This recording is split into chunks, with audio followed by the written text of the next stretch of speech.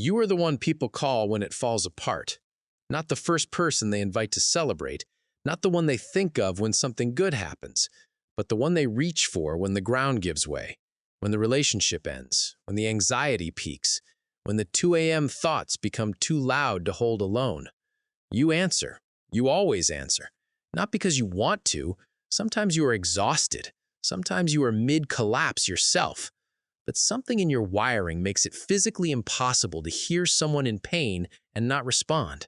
So you show up. You listen. You hold the weight.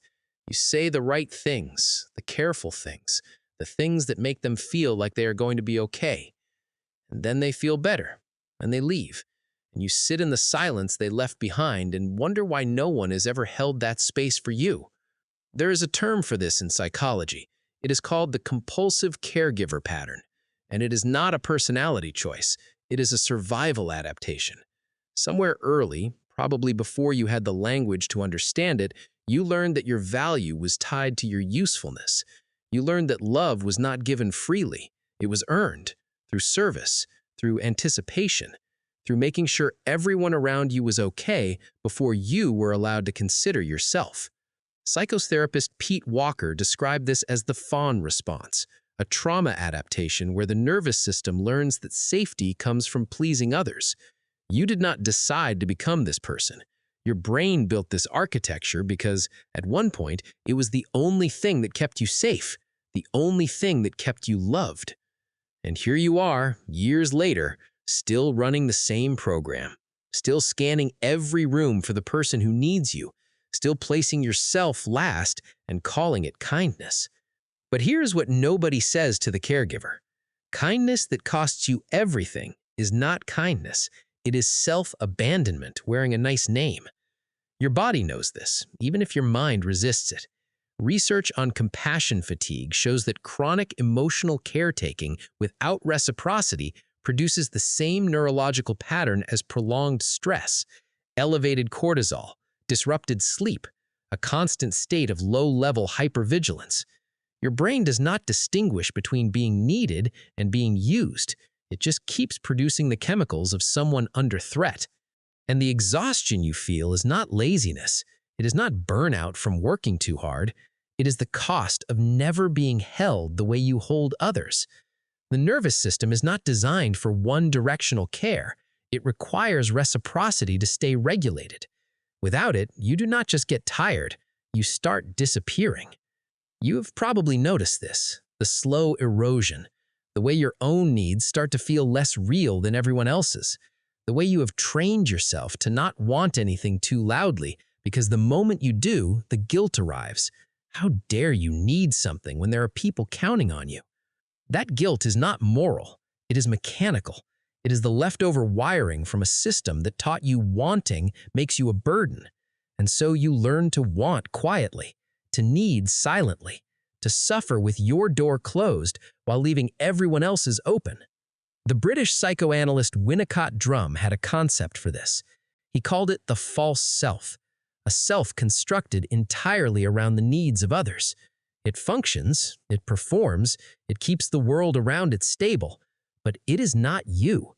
The real you, the one underneath all of the caregiving and the holding and the listening, has been sitting in a waiting room for years, unchosen, unseen, hoping that someone, eventually, will walk in and say, "Your turn." But nobody comes, because you have trained every person in your life to believe you do not need it. You smile too well, you cope too gracefully, you absorb too quietly, and the world takes that at face value. Here is the hardest truth in this. The thing that makes you extraordinary at caring for others is the same thing that makes it nearly impossible for others to care for you. You are so fluent in the language of other people's pain that your own becomes untranslatable. You know exactly what everyone else needs, but you cannot tell a single person what you need without feeling like you are inconveniencing them. That is not strength. That is a wound shaped like a skill. And the loneliest moment is not when no one calls, it's when everyone calls, and every single call is about them. When your phone rings and your first thought is, someone wants to talk to me, but someone needs something from me. When you hang up and realize that in 45 minutes of conversation, not one question was pointed in your direction. Not one. And the worst part is, you didn't even notice until the silence came back. So what changes? Not the world. The world will keep taking from you as long as you keep offering. What changes is the contract you made with yourself when you were too young to know there were other options.